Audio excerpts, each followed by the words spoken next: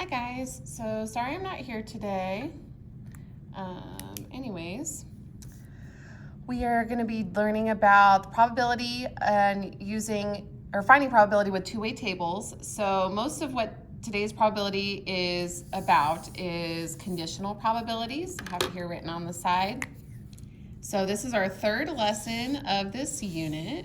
We did independent and dependent. That was a review because we learned that last year in Math 2. And then today is about conditional probabilities, which is also something that you learned in Math 2 last year. So this will also be reviewed, but some of the terms are going to be brand new because we didn't go over these terms last year in Math 2. So probability, we've got two-way tables, review topics. We've got to figure out what joint relative frequencies and marginal relative frequencies are. Those are our new terms for today. You have used these, but you didn't know that they were called these things, okay? The textbook that we're using uses this terminology, okay? Springboard doesn't. So example 1, it says, use the two-way table to create a new table that shows the joint and marginal relative frequencies. So joint relative frequencies, these are pretty much, we'll put a little definition here, the cells of the table. Okay, so joint relative frequencies are the cells of the table. So all the little numbers inside each of the boxes inside the table, those are the cells of the table. That's the joint relative frequencies. On the inside of the table though, okay? Cells of the table, so maybe in parentheses put inside. Okay. So for example, a joint relative frequency would be finding a male expert.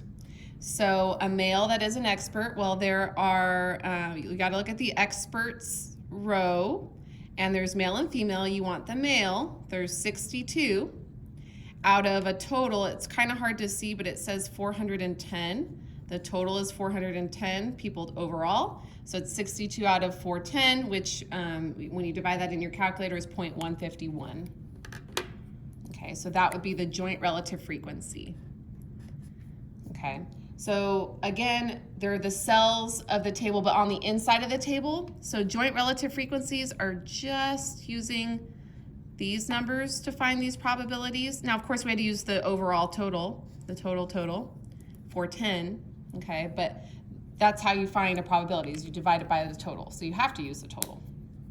Okay, the other one is the marginal relative frequencies. I'm gonna try tracing it first, see if that helps me coloring it in, because I wanna highlight the whole thing. I just wanna make it colorful and pretty, because it's a short lesson, I've got time.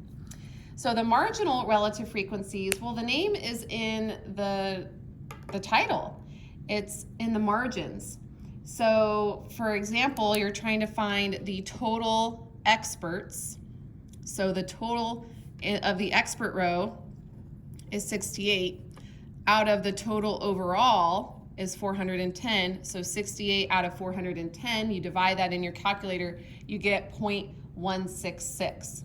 So that is a marginal relative frequency because you were using the values in the margins of the table. The margins are the totals, the total of each row and the totals of each column. Okay, so joint relative frequencies have to do with the numbers inside of the two-way table. The marginal relative frequencies have to do with the totals, the column totals, the row totals, and the total overall. Okay. So notice how they made a new table here, and notice that the original table had just counting numbers, regular whole numbers, but then this table has decimals. So what they did is they took a counts table, this is all just counts, the numbers of males, the number of females, the number of experts, average, and novices, and they converted it into a probabilities table. So all of these are probabilities. So to find each of these probabilities, you learned this last year in Math 2. You take each number and you divide it by the total. So 62 divided by 410 must be 0.151, and it is, we did that one. 6 divided by 410 must be 0.015. Let's try it. 6 divided by 410 is 0.015. Yeah, you would round that 4 to a 5 because the 6 bumps it up. So you take each number in the table and you divide it by the overall total, 410, and that's how you get that. And then obviously 410 divided by 410 is 1, but that makes sense because 1 is the greatest probability that you could get from 0 to 1, remember? Can't be higher than 1, can't be negative. All right, so there's our new table. So the cells of the inside of the table, these would be our joint relative frequencies because they're inside. The cells on the borders, on the margins, these are our marginal relative frequencies.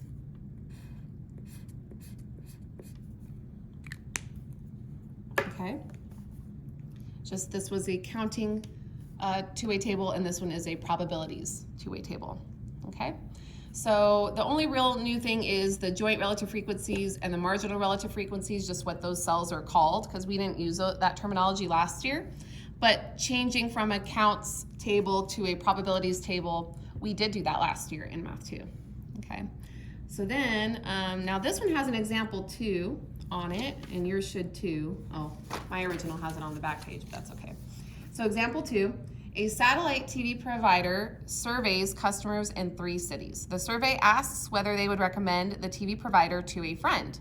The results given as joint relative frequencies are shown in the two-way table. So if we look at that two-way table, we can see that they're all probabilities. So this is a probabilities two-way table because they're decimals. They're not counting numbers, they're not whole numbers, okay?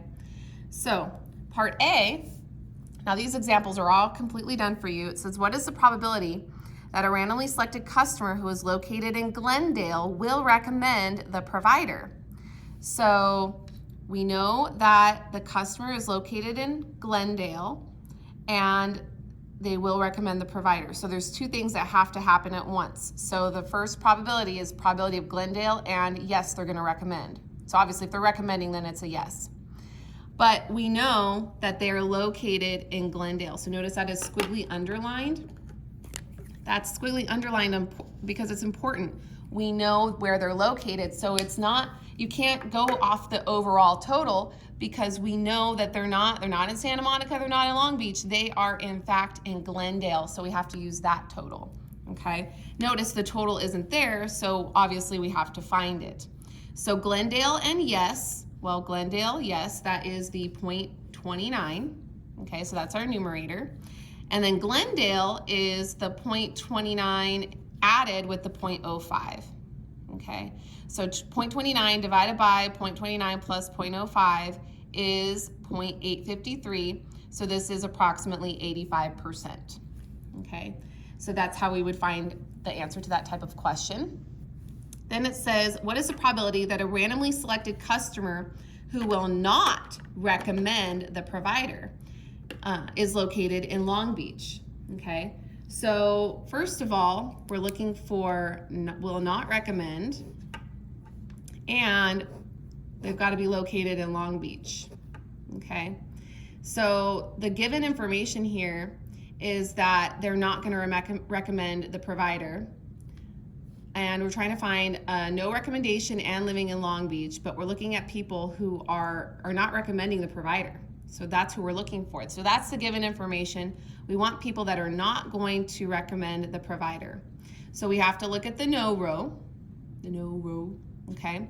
And so that's our denominator. So to find the total for the probability of no, we got to add those up. 0.05 plus 0.03 plus 0.04. And you see those 3 in the denominator there added up. And then in the numerator is probability of no and Long Beach. So you look at no, look for Long Beach, it's a 0.04. So 0.04 divided by all these 3 numbers added up, you get 0.333, which is roughly 33%, okay? So this is how you find conditional probabilities. We go off of given information. So back in Math 2, you saw a question like this. Before I would even write it like this, I would put probability of, I'll put LB for Long Beach, given the answer was no, the recommendation was a no. You would look like that. It would look like this with conditional probability, and then remember the given information always goes in the denominator. The numerator is always both situations happening, so Long Beach and a no recommendation, okay? So then this one, same situation, the conditional probability would have looked like yes, given, I'll put GL for Glendale, because the given information always goes in the denominator, and the numerator is, it's got to be yes and Glendale. It's got to be both situations, okay? So you don't really need to use this notation, but this is what we used last year, so hopefully that sparks some memory. If not, you don't really need this notation to proceed, okay? It's pretty straightforward with how you set it up. All right, so your homework, just like the assignment on Monday, is from the book pages that I have uploaded to Google Classroom. They are not Springboard book pages. It's page 558. It should say 10.3 on it somewhere, either on the top of it as the title or on the bottom left or right corner. It should say 10.3. Page 558, numbers 7, 13, 15, 16, 17, 20, and 25. So those 3, 4, 5, 6, 7 problems. And that's it. That was a short one. Good luck. If you have any questions, just email me. I should be able to respond. If I'm not able to, then I will when I can, okay? All right, you guys, I hope you have a great day, and I will see you tomorrow.